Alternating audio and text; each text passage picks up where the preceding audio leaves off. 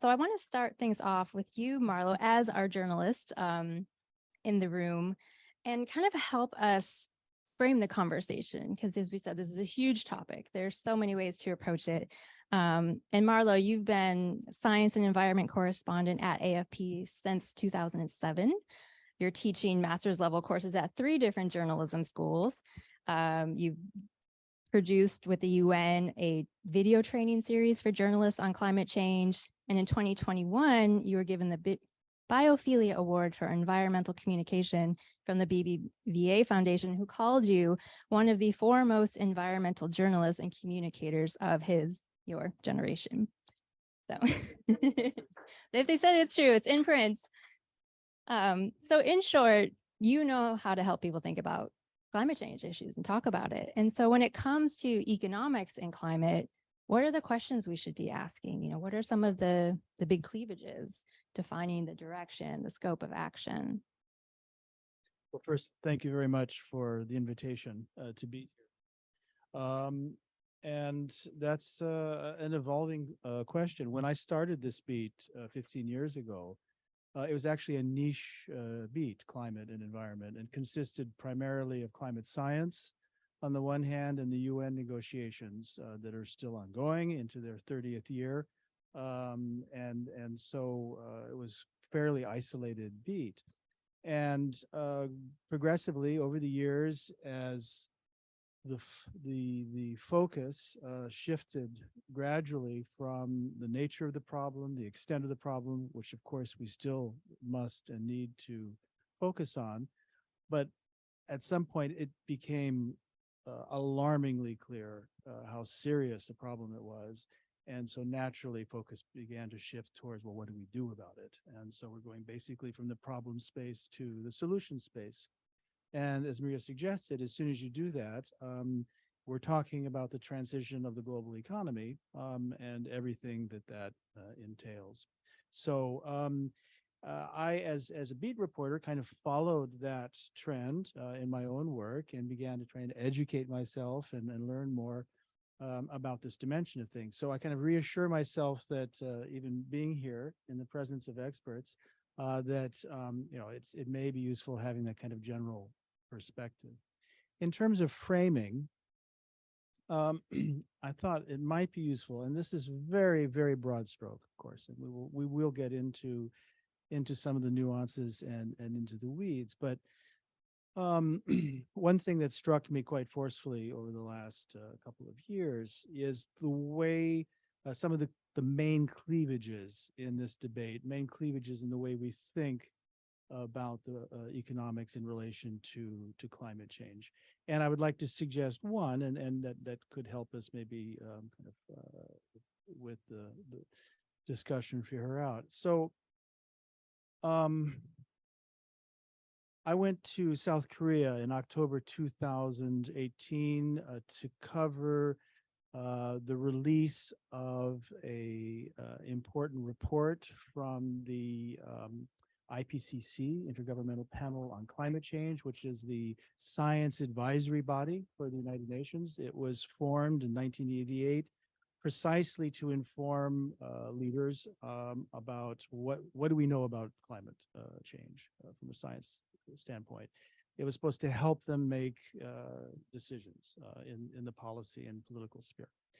And at the in Paris in 2015, when the Paris Agreement came into being, a kind of great breakthrough moment in climate diplomacy, to the surprise and to the delight of many people advocating for strong and aggressive climate action, the one thing that made it into the final agreement was this notion of 1.5 degrees, that we should try and limit global warming to 1.5 degrees above pre-industrial levels, sort of the benchmark from which we started.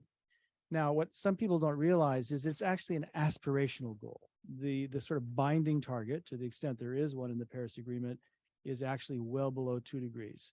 But advocates fought hard and got that 1.5 in there.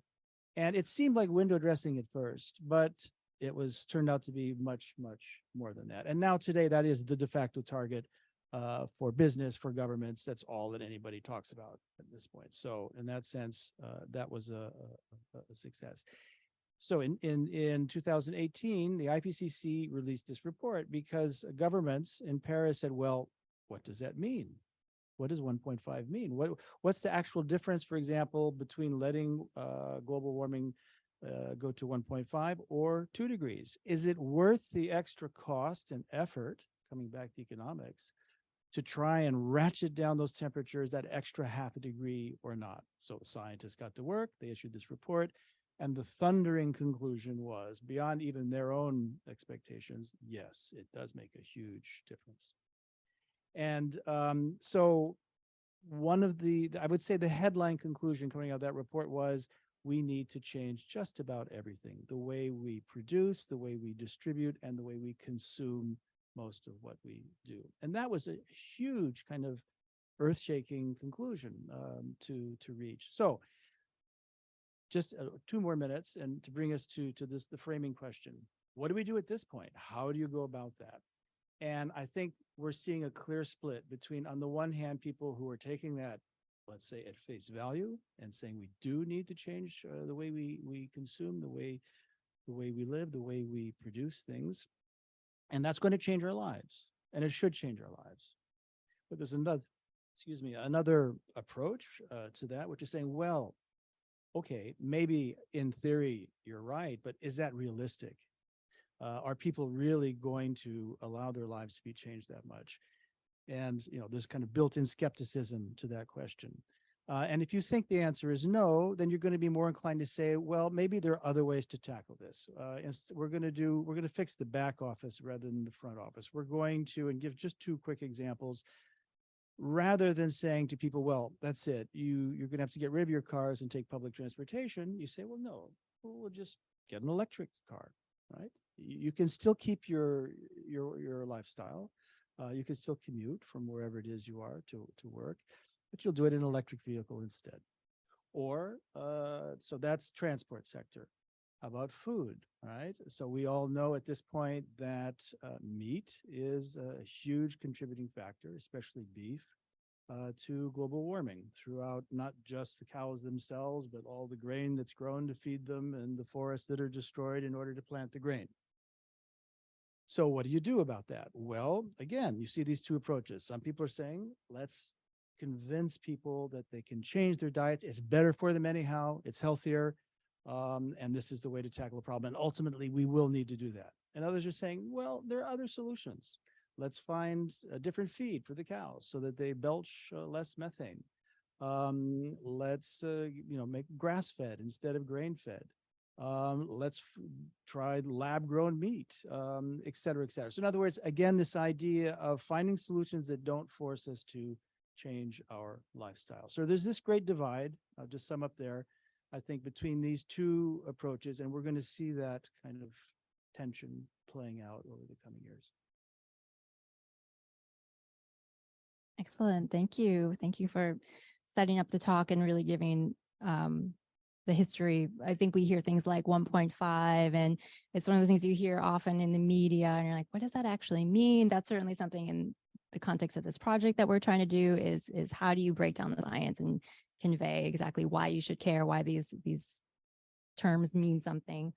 And yeah, this question of, how willing are people to change the way that they live? Economics is so much rooted in behavior, right? But of course, that takes on a different shape depending where you live and where in the world you are. And we all know, climate change is really hits hardest with those who are least responsible for it, and the disproportionate impact of climate change on more developing parts of the world. We're not all starting from the same place. And so from here, we'll turn to Bianca to bring in this perspective on development. And as we said, Bianca, you're a researcher at ODI, where your research and advisory work is focusing on multilateral development banks and development finance institutions. And specifically, you're looking at how reforms of international financial architecture can unlock the resources we need to address today's global challenges. and how these development funds can be used to de-risk and mobilize private investment. I'm going to ask you to explain more of these terms here for all of us who aren't economists in the room. Prior to joining ODI, you were with the World Bank's International Finance Corporation, as well as the Asian Development Bank. So you're bringing really a lot of perspective on the institutional approach, financial institution approach to climate issues. And as we talked about, you said, it's pretty understood and accepted now that there's no development action without taking climate into consideration.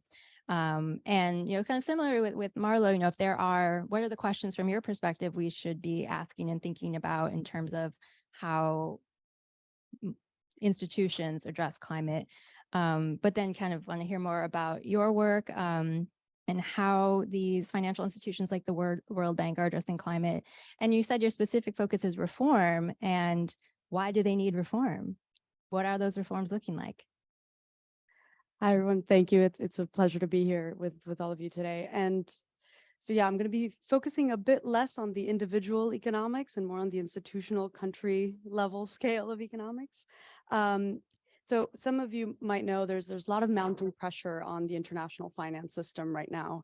And there's a growing consensus championed by Mia Mottley, the Prime Minister of Barbados, and Janet Yellen, the US Secretary of Treasury, that the system isn't fit for purpose. And there's a big spotlight shining on the multilateral development banks. And I'll focus on three things and open to questions. I apologize if it's a bit dense, but on supply, the simplicity, and the suitability of these banks. And that's where, in my opinion, they really should begin to work on. But first, what are MDBs? MDBs are international organizations that provide financial assistance and investments to developing countries across Africa and Asia. They were established in Bretton Woods. They're really historical. There's ones in Africa, African Development Bank, World Bank, Asian Development Bank. And in a way, the focus placed on them speaks to the fact that they're doing something right and that they are essential to the transition into the system, or else we wouldn't be caring about them so much. You might know there's the 100 billion international climate finance target. We wouldn't be even close to that if it weren't to the MDBs, who collectively in 2021 contributed, I think, 51 billion to that goal. So that speaks to how powerful they are. But above the actual numbers, they provide low-cost financing to the countries that can't afford it. They provide grants, technical assistance, policy advice, a lot of really essential aspects here. And they have a lot of experience doing big infrastructure projects in these countries that are climate relevant. And on top of that, they have a global and regional reach in both the public and private sector. And I kind of alluded to the scale of financing that we're talking about. Collectively, they hold 1.4 trillion in assets. That's around 1,000 Olympic parks from Rio, if that gives you a sense of scale. Doesn't give me a sense of scale, too much money. But all to say that capital base is built on taxpayer money that comes from national budgets, like here in France, of governments that then become the owners or shareholders of these MDBs. And that's an important part that we'll get to. And at a time of inflation, limited fiscal space, national budgets that are getting increasingly squeezed, they're great value for money, the basic economic question. You put $1 in a vertical climate fund, you can expect $1 out, more or less. You put $1 in an MDB, over time, you're going to get $40 out. That's great value for money. But despite all of these qualities, I've focused on the good things. What do they need to do better? Some economists have estimated they need to multiply 3 times over their current commitments in order to meet the what is needed for 1.5. But scaling up investment requires parts of the supply side and the demand side. And I don't mean this in conventional economist terms. By demand, I mean the willingness of borrowers, i.e. countries in Africa and Asia and Central Europe as well, to take up that finance. So on the supply side, focus on 3 little things here. In order to boost the supply and release more money, you have 3 options. You use your capital better, you mobilize more capital, or you simply get more capital. So to use the capital better, the key thing to understand is that these MDBs are really risk averse. They have what we call AAA ratings that they have because of the fact that shareholders are the governments. France, really great government, really great capital base. And that AAA rating is needed for them to go to the market and provide really cheap finance to the countries that they need to. And they really, really hold on to that AAA rating. And they do everything they can.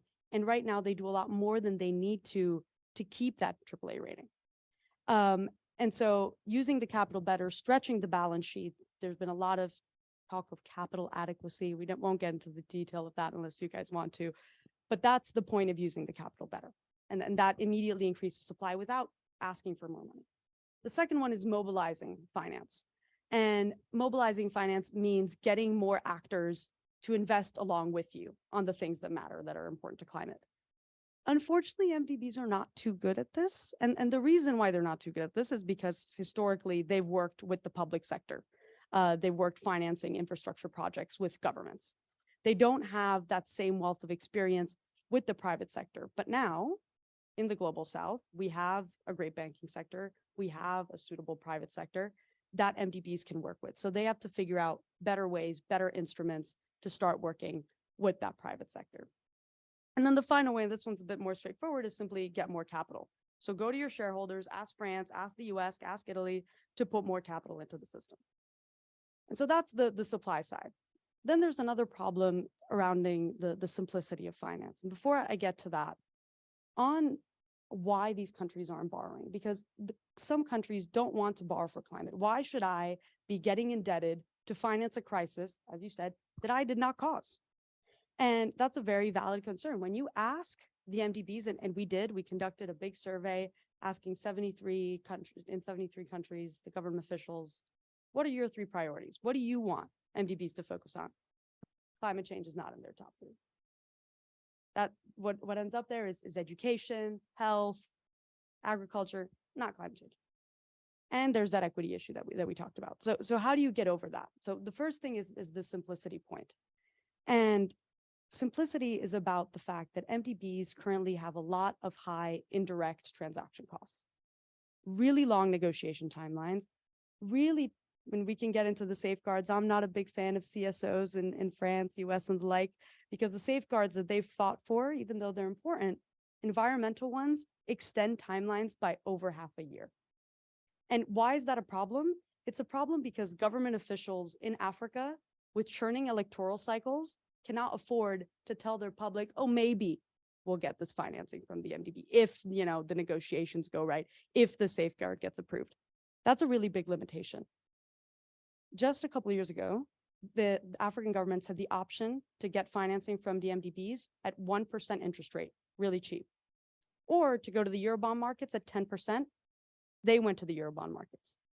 And we need to be realistic about that. Why did they do that? They had to act on their feet because they could not stall a 7-year negotiation timeline with an MDB. And that's part of why we have the debt problem now. So that's the simplicity point. And finally, it's a point on suitability. And this again gets to the tension of different countries having different needs. Middle income countries, Brazil, India, don't have the needs of Gambia and Chad, who are low income countries. And those development trajectories are not homogeneous. And the reason that the MDBs can begin working on that is not to then go back, ask that survey again that I just referred to in 5 years, and have the government officials tells me climate is my top priority. That's not what matters. What matters is that climate is integrated and complementary to those priorities, and that they understand how it fits into their national strategies. And MDBs have a key role here. They can go with those governments, work with them on the national development strategies, and find the key sectors that work for the green transition. And once they've done that, they have to use the right instruments to finance those big multi-year investment programs, as opposed to the singular projects that they're working on now. They need to think more big picture and work with those governments to do that. And so these kind of 3 things about supply and simplicity and suitability are just the beginning of some parts of the reform agenda that are really, really being discussed right now. But the key issue is that there's a narrative shift happening, and you talked about it. There's trade-offs that are increasingly understood. We understand that they don't exist, but it's not landing with the countries where it matters the most. And the MDBs are the key actors that can get us to where we need to be. And so that's why I spend a lot of time caring about them. But I am sure that you don't probably love them as much as I do. So Thank you, Bianca. It wasn't too much in the weeds. We might have some clarifying questions on some of those points. But before we move on to JP, to perhaps present another perspective, I wonder if you could just expand a little bit on, the countries that you surveyed. It's not one size fits all. They're all at different stages of development. You have like low and middle income countries. And can you just describe some of the differences in approaches you've seen within that cohort with some of the challenges you're describing?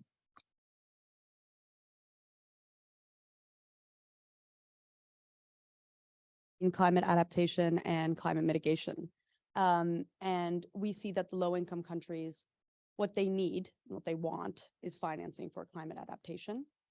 And not financing towards mitigation type activities. And that kind of works in a way in the market, because when you think of scaling solar, of scaling renewables that work, they're already profitable in the market at a certain margin in most middle income countries.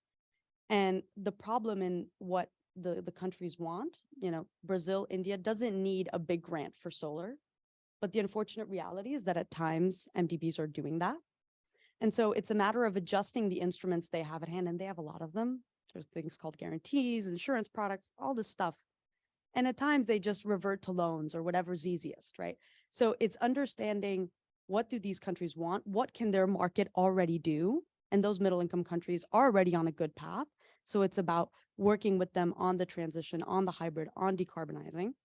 And then in the low income countries, where they're facing the detrimental effects of working with climate adaptation, they don't want loans. They don't want guarantees. It's a simple answer. You just give them grants, you give them money, don't ask for it back. That's what they want. And that's part of what we saw happening at COP on the loss and damage fund. And that's a bit of the tension. I think it can, in a way, be divided between the mitigation and adaptation question and how it fits into these priorities. Great. Thank you.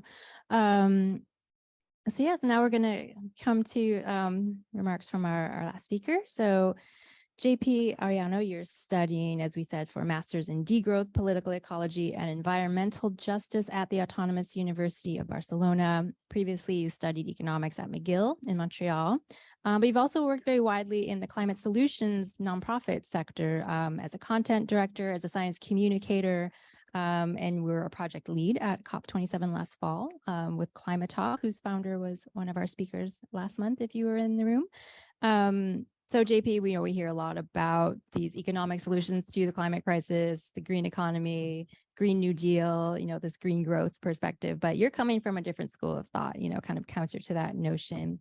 So can you introduce for us this concept of degrowth and the differences between green growth and degrowth? And I will, before we get into that, mention, I think we failed to mention that for the first part of this conversation, we'll kind of go through and have some questions among the panel, but we definitely leave lots of time. So think of your questions now. I'm sure we've already got quite a few queued up, but turn it over to JP. Awesome. Thank you. Sorry. Thank you so much. Can you folks hear me okay? Very interesting being on this side of the event this time. I've been on that one the last couple of times. Thanks a lot for having me here, and it's an honor to be among such special folks speaking about such important issues. So I'm JP, and the reason I have a presentation here is not to bore you. I swear to God, econ can be pretty interesting sometimes.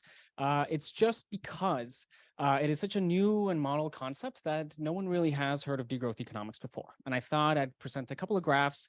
Don't worry, they're not boring graphs, to just give you a nice intro to what is starting to become a pretty significant force, particularly on the climate left.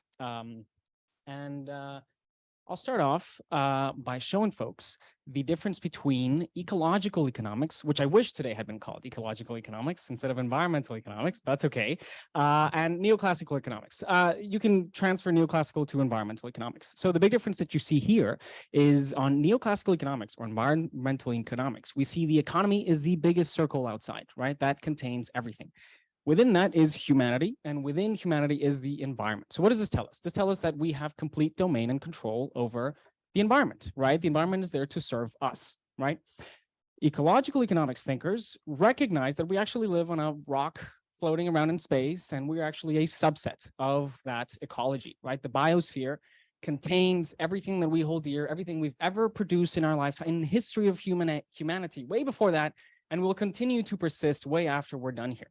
And so within the environment, or the biosphere, or ecology, is humanity, our cultures, our societies, and within that is the economy, right? So it's trying to respect the fact that we actually have limits. There are boundaries that we cannot overshoot, or else there will be significant consequences, right? Our ecology is not there just to serve us because we're humans and smarts and have smartphones and machines.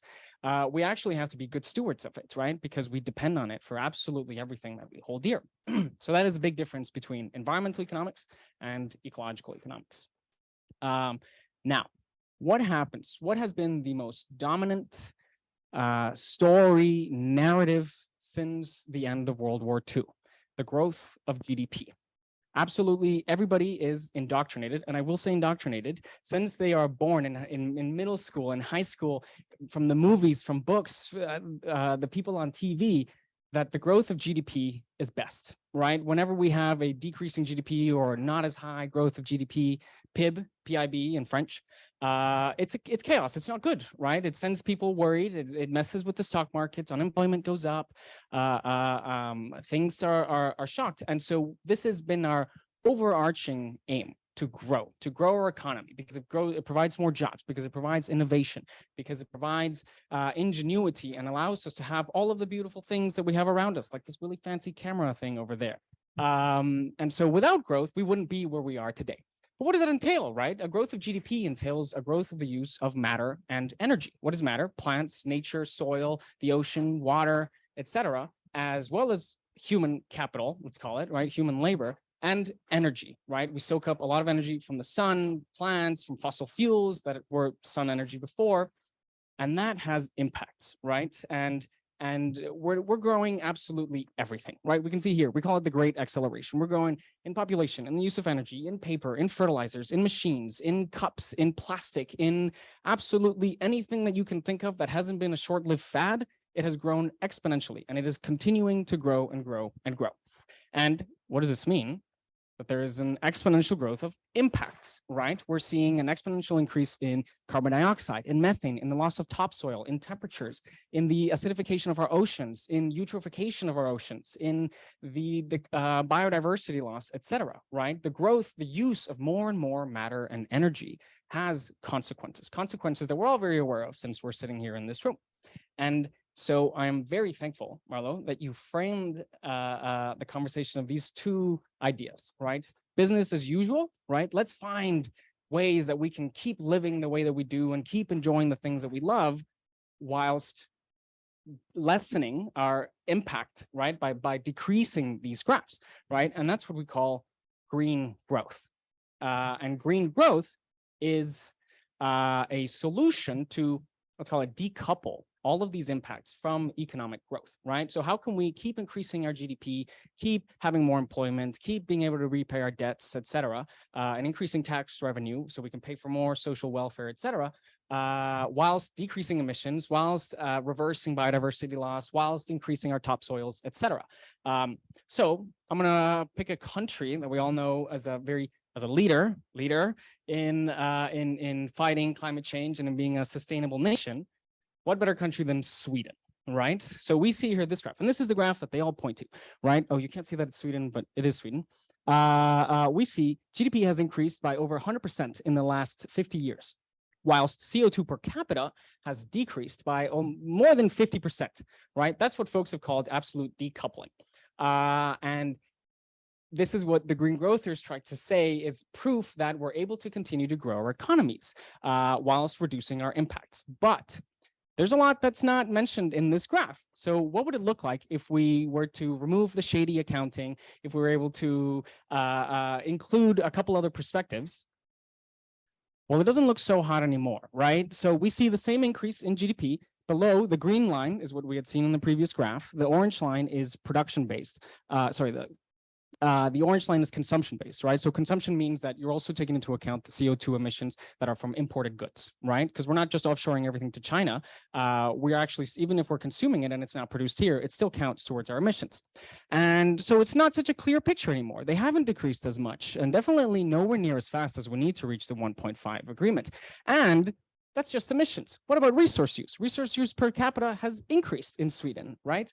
And resource use is an excellent proxy for environmental harm because we have mines and we have oil wells, etc. Right? It causes harm to use more and more resources. So the picture isn't as rosy as it might seem, and many critiquers of green growth say that it just won't happen fast enough. We have to stop thinking about how do we continue with business and as usual, and how can we change the paradigm, change the narrative so that we can at the same time live freer, better, healthier lives and leave some room for our planet to breathe. And so that's where, oh, and this is just to show that Sweden has overshot the majority of their planetary boundaries as well, right? So not so green. Right, of course, got to have a meme, right, to show what the economists say. If you folks have seen Don't Look Up, and these are us, the ecologists, that are screaming, trying to get people to understand that this just not going to cut 1.5. So we introduce degrowth. Right. And so what is degrowth? Degrowth is a temporary downscaling of production and consumption planned democratically to reduce environmental pressures in a way that is equitable, key emphasis on equitable, and for the sake of improving well-being. So it's not just telling us to reduce GDP, right? That's not a goal of degrowth. It's not just like reduce absolutely everything. It is downscaling how much matter and energy we bring into our economy and eject from our economy as waste in an equitable, democratic, participative, and just way, right? Because it matters that it's just, because there are working class folks who have worked in the automobile industry, in coal factories, et cetera, for years, decades, if not, and what, you're just gonna tell them, sorry, you're out of a job because we don't need your industry anymore. That's not just, that's not fair. It's not their fault, right? And we also have to take into account the global South that has, as we all know, unjustly facing over 98% of all climate deaths. Meanwhile, they're responsible for only 8% of emissions over, say, planetary boundaries. Big emphasis, because everybody critiques it on this. This is for rich countries. This is for the EU, for North America, for Canada and the US, for Australia, Japan, South Korea, New Zealand, maybe Israel. This is not for the global South, right? We do not want the global South to degrow. We want the global South to emit more, actually, because they are in conditions where they still don't have access, many folks still don't have access to electricity, to access to hygiene, running water, etc. So these countries still need to grow their economies. However, it's the rich nations that need to degrow their economies. So I skipped a little bit with misconceptions. That is the biggest misconception of degrowth, right? This is a call for downscale of production and consumption in rich nations. The other one is we're trying to impose austerity, right? A reduction in GDP automatically implies that no, you cannot consume as much as you want to, you have to be poorer, you have to live with less, etc. And I'd like to counter that. The degrowth is actually trying to free people's time, free people's lives from the chains of capitalism, because people are forced to work. No, I really mean that literally, the chains of capitalism, because everybody here is forced to work to survive. If you don't work and you don't have a pretty decent state, social welfare state, you're gonna die. You will be on the street and you won't be able to afford rent or nutritious food or access to mobility, etc. That is not what degrowth is calling for. We're not calling for less schools or less hospitals or less roads, et cetera. We're calling for less weapons, less private jets, less mansions, less beef, less advertising, et cetera. So it's not an overall decrease of the entire economy. We want more renewable energy, right? We want more available nutritious food, more social housing, more public electric mobility, et cetera. And I probably missed a misconception, but I'm gonna move ahead and you guys can ask later. So we're not going to degrow forever, right? This graph shows you pretty well that we've reached a point where if we cross the red lines, we're overpassing our planetary boundary. So we need an immediate and effective and just reduction, but until we reach our planetary boundaries, and then we'll wobble up and down depending on what our biocapacity allows us to into what we reach as a steady state economics or post-growth. So degrowth is a transition that will eventually lead to a steady state of an economy or society that isn't continuously overshooting its biocapacity or its planetary boundaries. Now, some principles of degrowth are about spending more time with your family, right? Relationality, about spending more time with friends, about having more time to spending a couple hours eating lunch instead of just the 30 minutes you get from a lunch break. It's about sharing. It's about producing things more locally when possible. It's about producing things that are socially and ecologically necessary and reducing the amount of socially unnecessary production that we are making. It's about enjoying life, right? Joie de vivre. It's about dancing. It's about the arts and culture.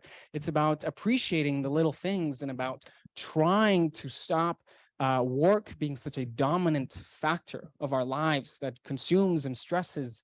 It's about circularity, right? It's about cooperating. It's about sustainability. And now, before you all think I'm a hippie and that this is all wishy-washy communism, let me show you that there are actually significant progress being made in developing policy agendas, genuine, real, top-down, but also bottom-up, which is very important. Policies that might lead to what we might call a reduction, a degrowth of our economies, right? Things like work time reductions. The 4-day work week is very popular. I'm for a 3-day work week, right? Who doesn't want 4 days of a weekend instead of 4 days of work? A reduction in retirement age, right? That's literally the opposite of what's happening in this country. By having, imagine you have less time to work, you have more time to spend with your grandparents, with your parents who are old. We might actually not need so much funding for a social safety net for seniors. We might actually just have the human capacity to take care of seniors rather than spending time at work producing crap that we don't need. It's things like housing cooperatives or work cooperatives, right? Increasing workplace democracy. Right now, we have no economic democracy. That is inexistent. There is no economic democracy almost anywhere in the world because we don't get to decide what we produce, right? Our bosses tell us what to make. Our bosses tell them what to make that we should make, right? We don't get a say in what gets produced. But by creating more cooperatives, we starting to give workers a little bit more of a say in what they do, in their working conditions, in how things function in their workplace. It's by creating maximum income caps. I mean, at a certain point, you just don't need that much money, regardless of how much you deserve it and how much hard you've worked, etc. You don't need $1 billion to live a nice, happy, solid, safe life. It's about guaranteeing jobs for people who want to work in ecologically or socially useful and necessary industries by the government. And that's just the tip of the iceberg, right? There is so many things below that put a huge emphasis on food sovereignty, energy sovereignty, on indigenous justice, on rethinking tourism, energy democracy, right? Creating energy communities. We should own the energy that we produce, right? We shouldn't just have some centralized, overarching private or government company telling us that this is what energy you have to consume and you don't get a say in that. That's not freedom, right? It's about eradicating poverty. It's about achieving all of the SDGs except number 8, which is economic growth. Right now, degrowth has actually been getting quite a lot of attention. Just last week, we had a huge conference in Brussels called the Beyond Growth. They didn't call it degrowth, but it was the Beyond Growth Conference, which was organized by 5 different European political parties from across the spectrum, conservatives and liberals, and very leftists as well, and the Greens, who had 2,000 people in person use pretty much the majority of the European Parliament for 2 days, and 2,000 others registered to watch online. So these ideas are definitely gaining attention. Just today, I was at Sciences Po, probably the most elitist university in Paris, where we were having a conference of degrowth with some pretty important speakers. Sharing ideas organized by students from Sciences Po. So these aren't crazy, irrational, naive ideas. There's genuine science of decades, over almost 1,000 scientific papers published, hundreds and hundreds of books about how we can actually achieve this reality and maybe finally let go of capitalism.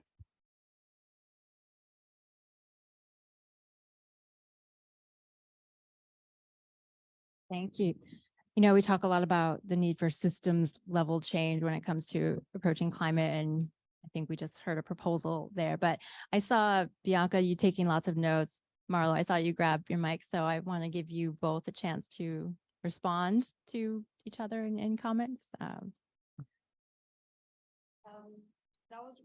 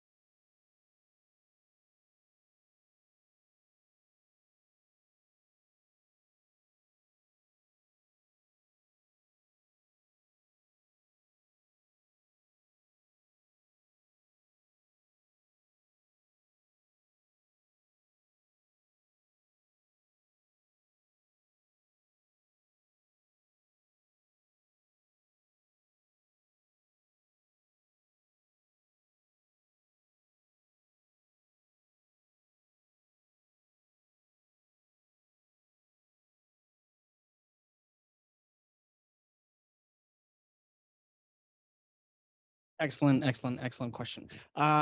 So remember, the goal is not necessarily to reduce GDP. It's just that the policies and actions that take place will most likely reduce GDP.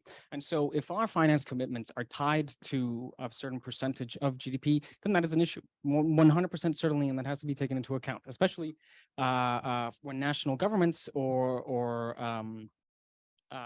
unions of governments decide that they want to implement these policies. Most certainly, they will have to reconfigure how their funding commitments will take place, whether it's on an absolute value or whether it's on an increasing basis, because, as I said, it is a matter of justice, right? The global north owes huge amounts of reparations and funding to the global south. And so they can't just weasel their way out of this commitment because, oh, our GDP is decreasing, so we're going to have to give you less money. Although, super valid question. And I'm not saying I have all the answers, and I'm not trying to simplify it. It is entirely super complex, and especially your world is probably one of the most complex worlds out there. But it would most certainly have to be taken into account once these policies start being taken seriously. Marlowe, we'll come to you now. Thank you for that tour de force.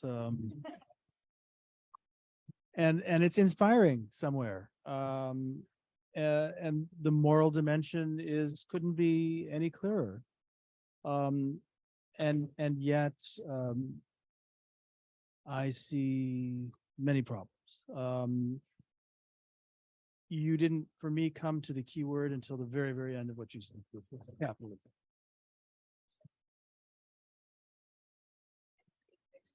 Thank you.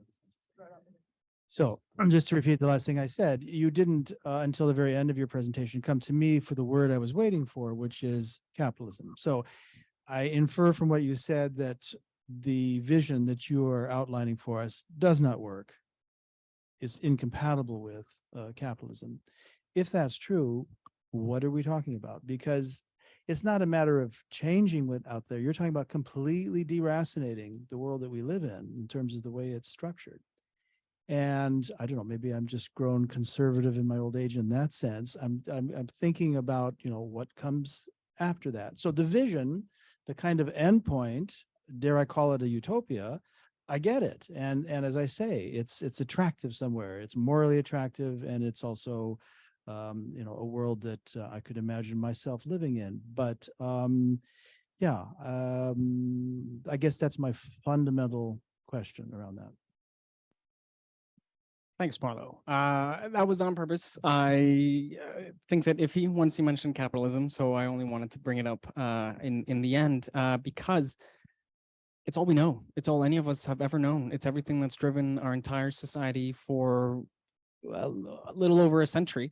And it is what has resulted in all of these issues. So degrowth is, as all streams of thought, diverse, right?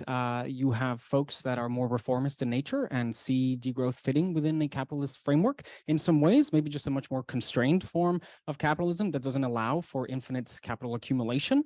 However, there are others who definitely want to abolish capitalism and want to live in a society where our aim is not to accumulate capital just for the sake of accumulating capital and the good that comes from that, but in a state where we're able to prioritize socially necessary things and ecologically necessary things whilst being mindful of our surroundings and being more free and emphasizing well-being as a society. Now, it is a utopia, right? And utopia is something that we always look forward to. We never reach the utopia. Once you take 10 steps to the utopia, it's 10 steps away, right? We'll never reach it. However, I'm not saying that degrowth means the end of capitalism. I'm just saying that degrowth is a more pragmatic analysis of the situation and recognizes that the consumption of matter and energy has to decrease. If we're going to decrease any of these boundaries that we're overshooting massively, there has to be a reduction of the energy and the matter that we consume. And that will most certainly, by logic, entail the reduction of GDP. But it doesn't have to be the end of capitalism.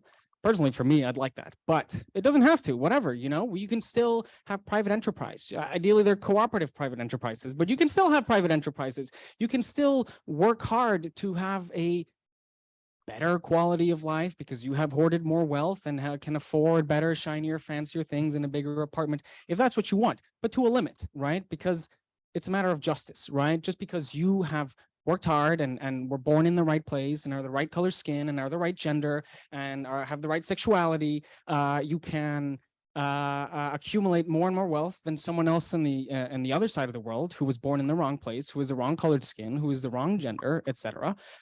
It's just not just. It's not fair that just because these things that have been through centuries of colonialism and hoarding and unfair imperialist policies allow you to take from others just because you were born in those right lucky conditions, right?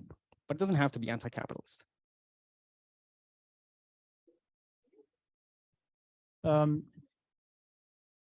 So yeah, that's helpful. I thought maybe just to ground this a bit more in the immediate subject at hand, so climate change and what we do about it.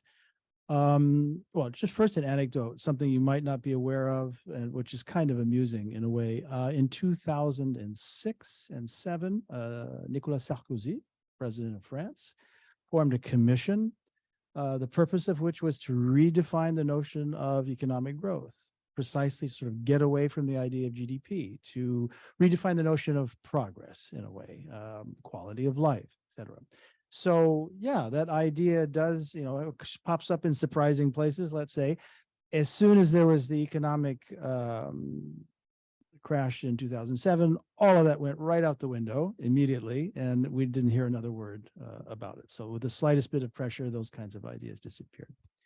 So I'm extremely in tune with what you're saying about planetary boundaries. As I mentioned, I come from the science end of this story, and it's something that I'm following closely. Indeed, in a few weeks, we're going to have the second official update published in Science of the planetary boundaries schema, which first came out in 2009. For those of you who are not familiar with it, it's a group of what are called Earth system scientists, so sort of the big thinkers that are trying to figure out how all the pieces of the Earth system from a science perspective fit together, that ask themselves this question: well, can we define some red lines that we shouldn't cross in terms of human activity in different spheres?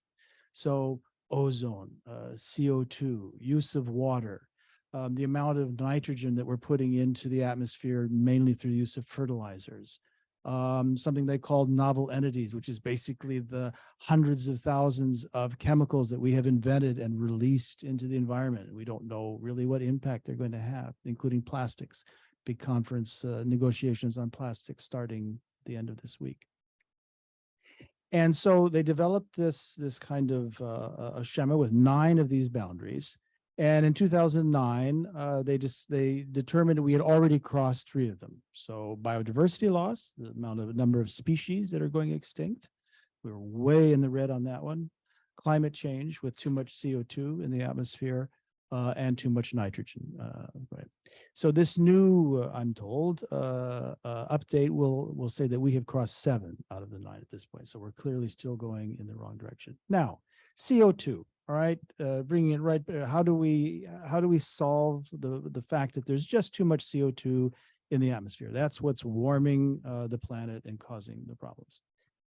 Coming back to these kind of different approaches that we were talking about earlier, I see 3 at this point.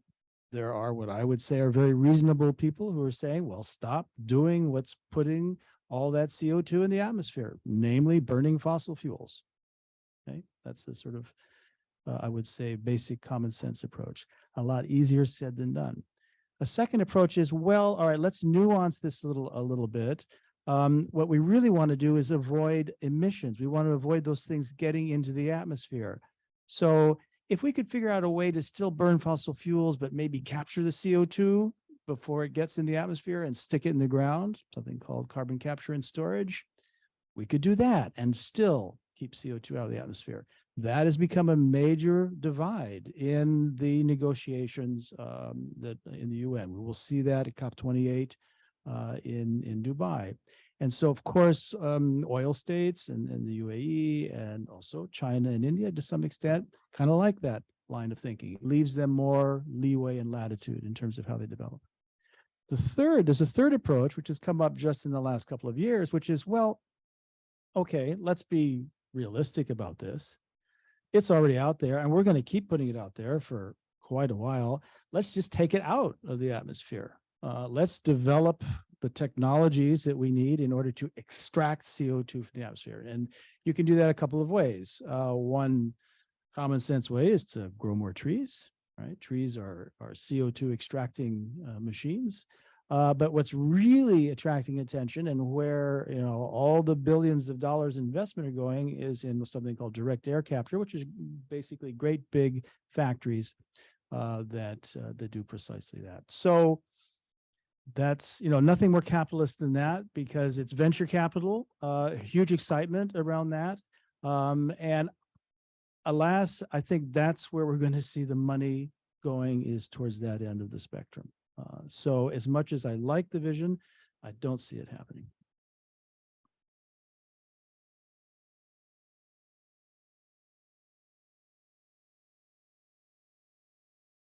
Hello, does this working now? Yeah, okay. I just keep pressing the button improperly. No, I think the stuff you just outlined, Marlowe, is how I'm seeing it as well. And I was at the summit yesterday, and there was this CEO of this carbon capture company, and she was telling us who's investing in her company, et cetera, et cetera. And it's exactly what you described, right? And to give another example of that, if I ask you what is the most net zero, low emission equity market in the world, the American market, because it's just tech companies, and that they by nature should have low emissions, right? So there's intrinsic parts, then I think to your point, Marlowe, of the capitalist system, and by the way, the biggest emitting country is still the US, that fit into capitalism and how we see moving forward in this kind of ecological space. And when I was hearing you speak, what I worry about in my field of work, which is making these big institutions, which do have a lot of assets, which do work really well, everything I said, are we just tinkering at the margins in a way, right? Are we, by doing, whether it's carbon capture, whether it's extraction, whether it's renewables, all of these things, are they just tinkering at the margins? And at the end of the day, should we be coming to what you're suggesting? And what I worry about, and it's not my field, so maybe it's an open question, of just the political economy of how this will happen. And even when you were answering my kind of national budgets questions about ODA, yeah, theoretically we can find different ways to cut the cake, but I just don't think they'll want to cut the cake, is the point. They won't want to share it if they have less of it. And how do we transition not just the economic system of capitalism, but the politics that underpins a system of capitalism to be just? And that's why I guess I'm tinkering at the margins, but I don't know. It's kind of an open question. Maybe Marlowe, you have some thoughts on that. Actually, I had a question for you related to what you're saying. I think it does tie into this, is how to scale up in terms of the money needed. So you mentioned this famous, I prefer to say notorious, $100 billion that was promised to developing countries way back in 2009. And what was promised more specifically was by 2020, rich countries would ensure that developing countries had $100 billion every year to help them with two things: to help them reduce their own carbon footprints and to adapt, coming back to what you were saying, which is a huge priority for, and rightly so, developing countries, because they're the ones, especially on either side of the tropics, that are really beginning to feel the brunt of climate change. So they're already in full kind of we need to adapt mode. But in the meantime, right, that was 2009 that promise was made.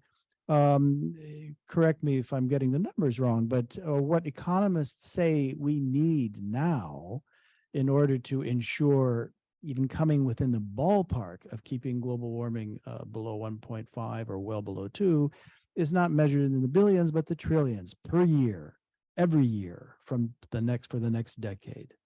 And so when you see how hard, and by the way, rich countries have not yet delivered on their $100 billion promise 3 years after the deadline, how how do we scale up? And clearly there's a lot of private money being mobilized now, but are the MDBs kind of a bridge to that? Are they this notion of sort of facilitating loans? Maybe you could walk us through a little bit of that. Hello. Okay. So just a couple of things. I'll first do some bad PR for where I work and then some good PR.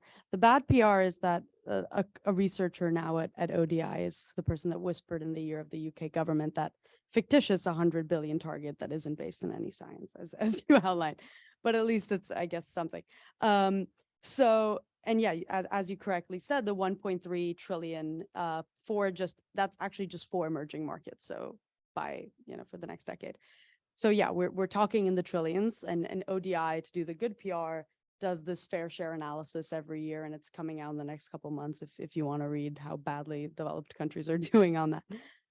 But on your question of how do we scale, and if we focus on the MDBs, and then I'll focus on another instrument, which are the SDRs, a bit more complicated. But on the MDB side, that kind of using capital better point that I previously outlined, effectively the G20 got together, asked a bunch of experts, including us, to tell them how can they stretch that balance sheet. It's called the Capital Adequacy Framework Review. They figured out that if the MDBs work on that, they can release hundreds of billions, if not trillions. They didn't want to put a specific number on it because of political reasons, but it's hundreds of billions. If they were to relook at one key instrument, which is called callable capital. And callable capital, to explain it simply, is effectively a special guarantee feature of the MDBs. It effectively works like a safeguard headroom. So I am a France, I put money into the system. I trust you with my money. And because you are investing partly on my behalf, and if you don't invest well, I have to pay up, right? They asked the MDBs to not lend and protect a big share of what they actually put into the system. So callable capital is kind of this bucket that really stops the MDBs from releasing money. So we've found that credit rating agencies, Fitch, Standard & Poor, et cetera, overestimate the actual risk of that by over 12-fold. So there's really great ways to release capital by just using the capital better. And unfortunately, callable capital is seen as a key feature of trust in the MDB finance system. So right now, we were kind of financed to do this big project to try and convince them that it's not that, but we'll see how we get there. The second point is on SDRs, and yes, SDRs are special drawing rights, and special drawing rights are effectively a global currency. So the IMF, when it does stuff, it also gets money from governments, and the way it then releases them in order to avoid currency mismatch when it then does loans in developing countries with different currencies, then puts money towards this global currency pot called special drawing rights. And they've been keeping them hold for many, many years, to put the story simply. And now they've been asked to release a lot of them. And one of the proposals has been to do a global mitigation trust and invest in carbon capture, invest in these technologies.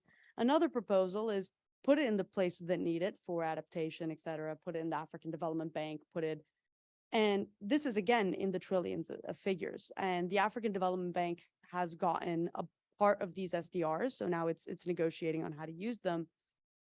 But all to say, we work in a financial system that is risk averse, and the big thinking when it comes to unlocking MDBs is teaching them and teaching the private investors that invest along with them what is the actual risk that you're getting involved in. And to your mobilization point, I do think that's what MDBs can do. They can effectively hold hands with institutional investors, pension funds, insurance companies, and those are the people we should mostly be looking at. They're the people that are not investing and hold the most assets by more than trillions. So there's many reasons, and I don't want to get into them, but effectively there's things called solvency frameworks, which is boring EU regulations that tells them that there's kind of a rating cap. And if the investments they go in are below that rating, it's just really annoying for them. So it's another aspect is fiduciary responsibility. So if you're a pension fund, you respond to all the people that you have to, disperse the pension to. And so they feel like they have to financially preserve the pension assets. But there's huge discussions starting in actually UK legislation to redefine what fiduciary duties are, kind of in a way, in a kind of more ecological perspective, because you don't just have a fiduciary duty to those assets, you have a fiduciary duty to sustainable pension for these people. So if the climate is going to go kaboom, it doesn't really matter if you have pension assets. So there's been a big debate on the legal side of fiduciary duties in the UK. Unfortunately, it's very local based, so it doesn't extend cross-border.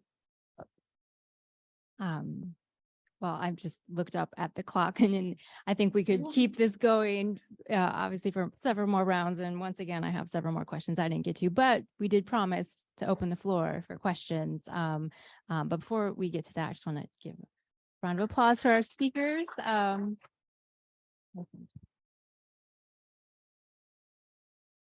mean, I think we've raised quite a lot of questions here. So yes, we already have a hand up. So.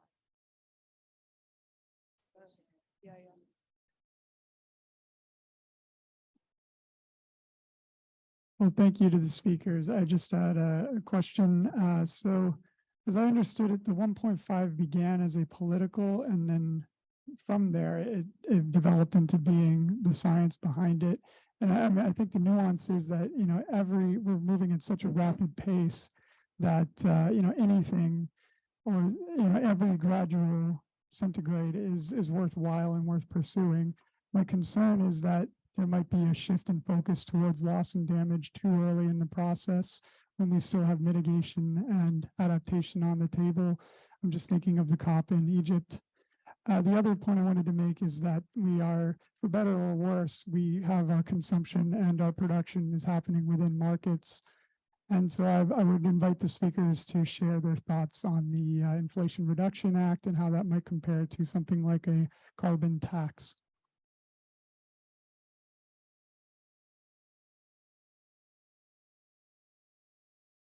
Hello. Yeah, maybe I could address the first part of your question around 1.5.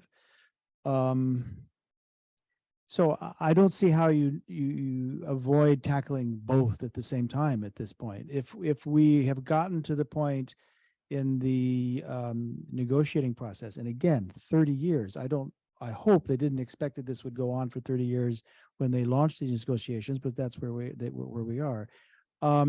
The framework for the negotiations originally addressed mitigation, which is reducing the amount of greenhouse gases that we put in the atmosphere, and adaptation, which at the time was kind of defined as getting ready for future impacts, right? So 30 years ago.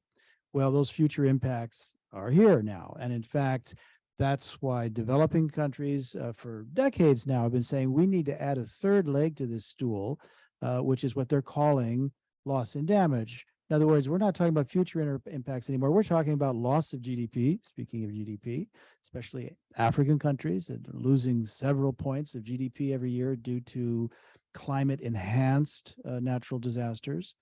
And so what about that? They're saying we need a separate fund for that. We again, on this principle of fairness, which is built into the negotiations, that is to say that rich countries are historically responsible for the problem. The US, yes, the largest historical contributor. China, by far today, the largest single emitter. And so, yeah, I think those at this point have to be addressed simultaneously. As to your point, I think it's worth just emphasizing and perhaps illustrating that let's say what we hear now is every 10th of a degree really matters. I wrote up a study earlier this week which looked at the projected impact of extreme heat over the rest of this century. And the prediction or the calculation coming out of it is that beyond 1.5, and we will go beyond 1.5, every 10th of a degree will mean 140 million people will be pushed out of their livable comfort zone, if you will, in terms of heat. Simply put, they'll be in places where it'd be too hot to work outside or too hot to continue to exist. What's going to happen in those situations? So every 10th of a degree does matter. We don't fall off a cliff when we get to 1.5, but everything that happens after that does matter.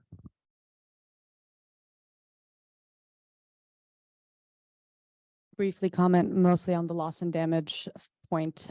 So we've been asked to be part of the people that kind of design how the fund's going to work. And the biggest thing to say here is that I completely agree with what you said, Marlo. And I don't think I think we're too late, not too early in talking about loss and damage by far, right? You see droughts happening everywhere. Marlo outlined it more eloquently than I probably have time for. But the main point here is that if we are to do the loss and damage fund and do it right without averting resources from the most impeding crisis, which is climate, then unfortunately, these kind of things that I've focused on are a big part of the equation, which is finding financial instruments that are going to able to release a lot of capital without putting a lot of new money into the system. So that's what's going to get us the loss and damage fund. The loss and damage fund is going to end up being grants, but the way we're going to get those grants shouldn't be something that asks shareholders, governments to get more money of their national budgets or a lot more money out of their national budgets to finance loss and damage. That's the idea. We'll see at COP28 how well it lands, but that's kind of the idea. On your IRA point, I think what you said is great. And I think we've used the IRA in the development space to ask governments. We were presenting at the parliamentary inquiry for the Development Finance Institution of the UK. And, the IRA gives us great questioning of why aren't we seeing that same logic applied to how we look at development, how we look at climate, how we look at any of these things. So I think it's great precedent. It's unfortunate that now, and you probably cover the press more than I do, that it's not, the rhetoric isn't great, but I think it gives us legs to stand on in making arguments of what the IRA could do and unleash and thinkings like it.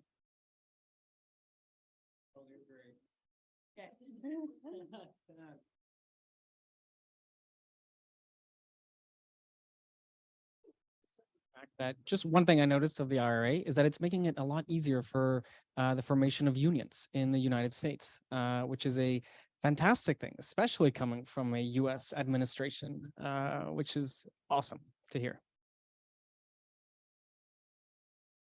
Thank you very much. I have a question for JP.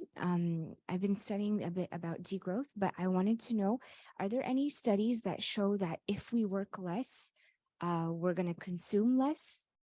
Because I kind of have the view that, well, if you're well off, you're just going to go on more vacations, or you're going to go on your private yacht more often. So I was wondering if there is any kind of economical studies or scientific studies around this question. Totally fair. Great question. As with every policy instrument, there are upsides and downsides. So one thing that comes with working less is that you do increase some sorts of consumption. We saw that during COVID. We saw an increase in home heating and electricity use or energy use, et cetera. However, the key thing with working less is that you produce less. Right. So you're producing less, you're using less energy and matter to produce things that might not be socially or ecologically necessary. So that's the most important part about working less, aside from the fact that working less allows you to have more time to spend with your family, to be politically active, to be creative, to research different solutions that might exist in your local communities, et cetera. So I think the pros definitely outweigh the cons of some increases in use. But look, rich people who have yachts are going to use their yachts when they want, right? They're on holiday all the time, pretty much, if you have a yacht by then. But nothing is clear cut, right? Everything's got pros and cons. But I think overwhelmingly the studies show that a decrease in working time would decrease the use of energy and matter in production. I know nothing about this, but I was much more, and I'm not an old age, and I don't think you are either, Marlo, but I also feel like I'm getting more conservative with time. So when I was an undergrad, I was kind of into this stuff. And one thing I remember was that Ford, of the cars, um, decided or was one of the first proponents of the 4-day work week and of adding a weekend because of the point of consumption. There were not enough people buying cars and using cars. So just to the very core of it, and the most emitting kind of individualistic resource, a car, had this very solution of let's work less and increase consumption, which I think is a great hook for your point. But yeah, no, it's interesting to hear you talk about it, and especially how we balance work with it, and what work means, and the identity we tie with it.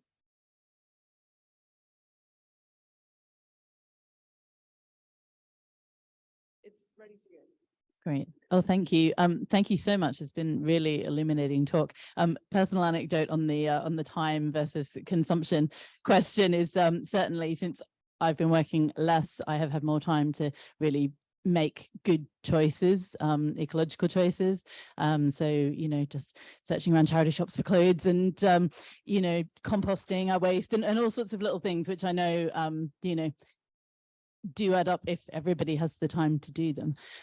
So that's the anecdote. The question was really just trying to get to the crux of the problem that I think you were all kind of circling around. And, you know, Marlowe, you kind of framed this discussion at the start really as we have to change our lifestyle brackets in ways we don't want to, or find technical solutions, basically, if I'm able to paraphrase that so crudely.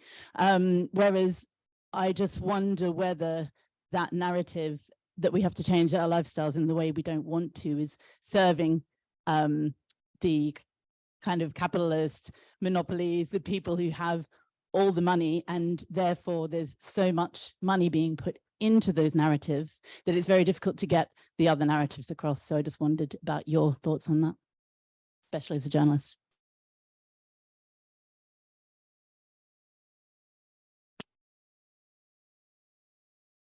Thank you for the question. Yeah, when I don't think I quite use those words, but I could have in ways that we don't want to. And I'm not saying that in an approving way. I'm saying that more in a factual way. There's a tremendous amount of resistance still. And discouragingly, I think the resistance is increasing as you know, a push comes to shove, as we say. We're going to see it more and more. In Europe, for example, which the EU has really taken its you know, it's continued to increase its commitments in terms of emissions reduction. Now is up to, well, 55%, 57 perhaps. And we're talking about a very short time frame now, 2030. It's you know, 7 years away. And so national governments are kind of really looking hard. Where are those reductions going to come from? And there's going to be pain involved in that. And we're beginning to see the reaction, the negative reaction to that expressed politically. In the Netherlands, for example, recently there were local elections in which parties dominated by farmers, you know, took a really hard turn to the right around these issues, because one of the measures that the Dutch government had settled on for reducing emissions was to basically cut in half the size of the dairy industry in the Netherlands.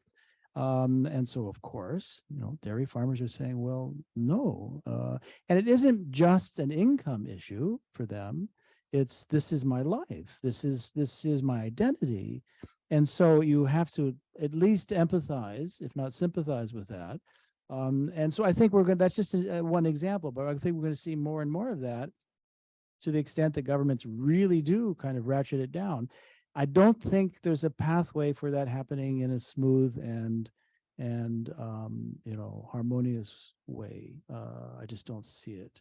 In other words, I don't believe in a pure technical solution, and none of the scientists that I do either, simply in terms of calculations of how, you know, how much CO2 we need to deal with.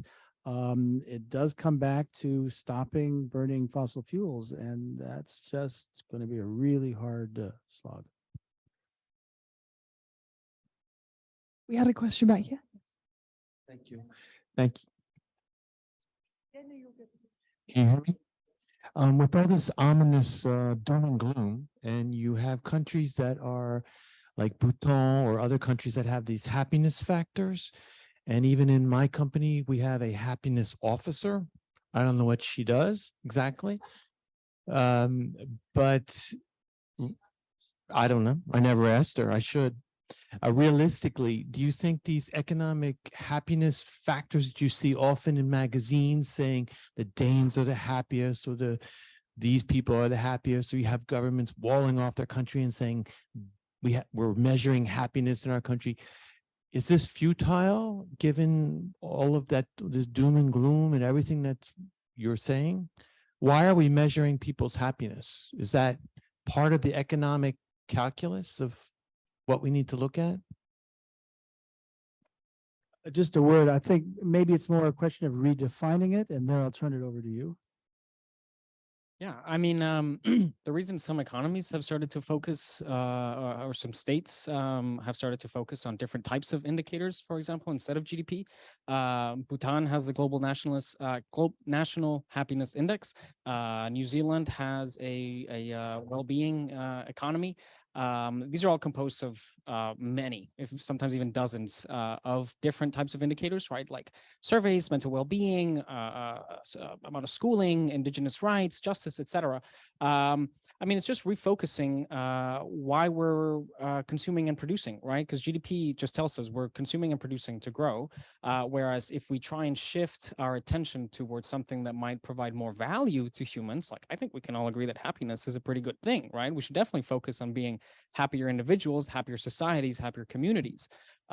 So by even if no policies are made towards that, by explicitly mentioning that publicly as an aim of your government, you influence every single agency that exists in saying, okay, well, this is now one of our aims. How can we work within our agency, within our departments to move towards this, right? I don't know what your happiness officer does, but when you mention that as a policy goal at the national level, it just means a redirection of matter and energy towards trying to achieve a higher level of objective, subjective happiness within your population. So I don't think it's necessarily a bad thing. If anything, I think it's a good thing that we should focus our economies not just on growing, but on well-being, on ecological sustainability, on lowering unemployment, on ensuring, not even just lowering unemployment, on ensuring dignified jobs for people, right? On having a living wage, things like that, things that you can't achieve if you're only focused on growth and on being able to pay your debts and on yeah.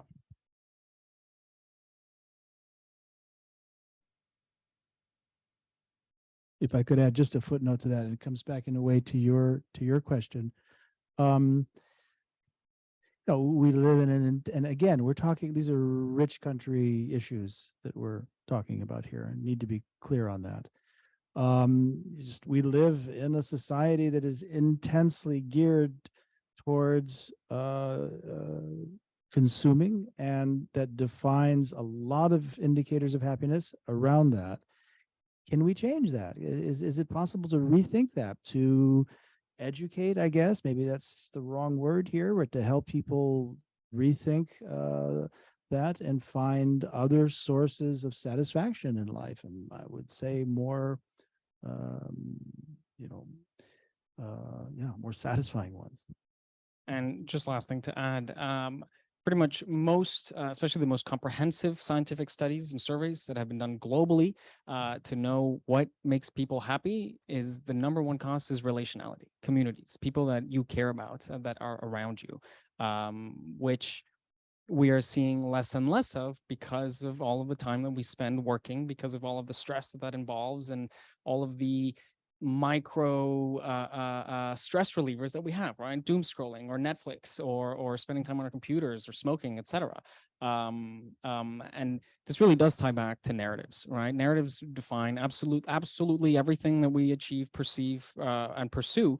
And that's why I think that degrowth offers a fantastic narrative, because it's not a doom and gloom. It's showing us that, you know what, there is something over the horizon. It doesn't have to be doom and gloom. We can actually live better, happier, freer lives by consuming less, right? Just consuming the things that actually make us happy, right? And by consuming, I mean having more friends, right? Having more local gardens, having more access to green spaces, right? Not being focused so much on our work, etc.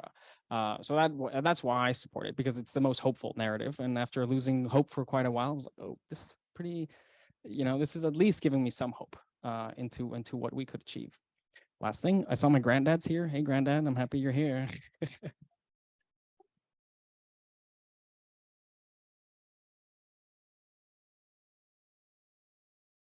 Thank you so much for your contributions. I have two kind of specific questions, just to kind of bring the conversation to a more kind of concrete, I guess, level. I'm curious, JP, about the chart that you showed about, degrowth and then the rebounding. The x-axis was time, right? So is there an estimate on what that looks like? Like, what is the date on when we get to the place where there's balance? And then my second question, for time's sake, was for Bianca. I'm curious about, this money going to the global south to help with climate mitigation and adaptation and all of these funds. What do they actually look like on the ground, and who is implementing them? Yeah, thank you. That's the first one. Yeah.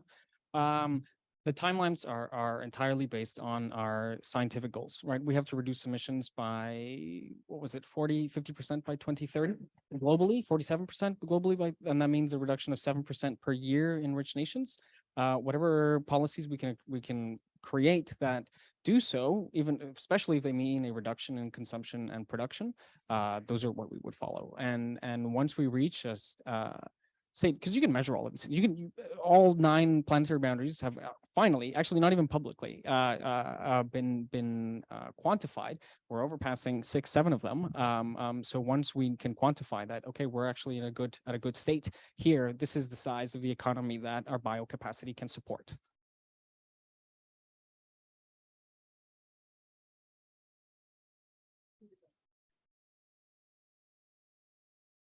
That's exactly it. And you know what? I don't have an answer. I just think that it'll be faster than green growth. Is my answer, because the more we grow, the more we actually have to decarbonize in the end. I hope it works. Yeah. No, I to start, they look very different in whatever country you're operating in. If you're doing adaptation, it's going to look completely different to mitigation.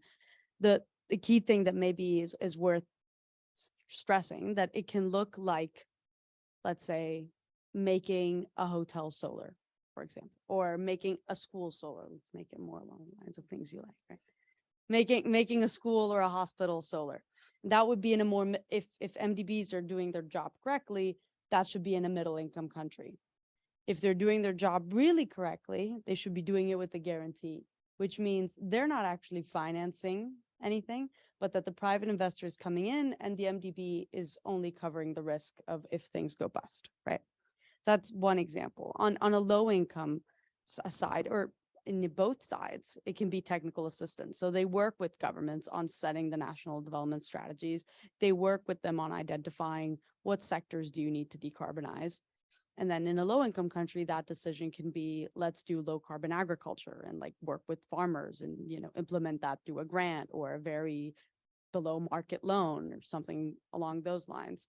And then the adaptation stuff is anything regarding actually adapting. So they end up being much more proactive projects that are managed by MDBs with MDB offices.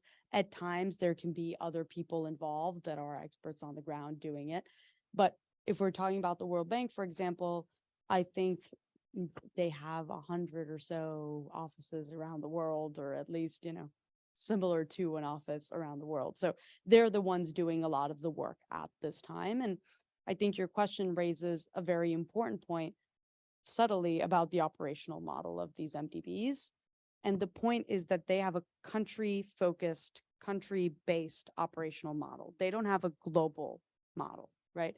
So if I want to improve poverty in India, that benefits Indians. Italians don't care about it really, right? So if instead I want to mitigate for CO2, that is a global public good. And right now, the operational model of MDBs, they don't have a global office. On their boards, there's no one sitting there representing the climate, right? So it's also a political question. Right now, it's the biggest shareholders are the US, France, is it France? US, Spain, France, whatever. All of the big governments. China's very mad. It only has 16% voting rights. But so it's about how they work on the ground is a problem to how they're going to address climate change. And if they're going to do a better job at that, they need to, and some people in this world have thought of, let's do a green bank, because your operational model, your country-based model is only going to work up to a certain point on these kind of greening of sectors. But when we're talking about big investments, if it's carbon capture or whatever of mitigation technologies, the MDBs aren't probably best suited to do that. Or maybe they are, but right now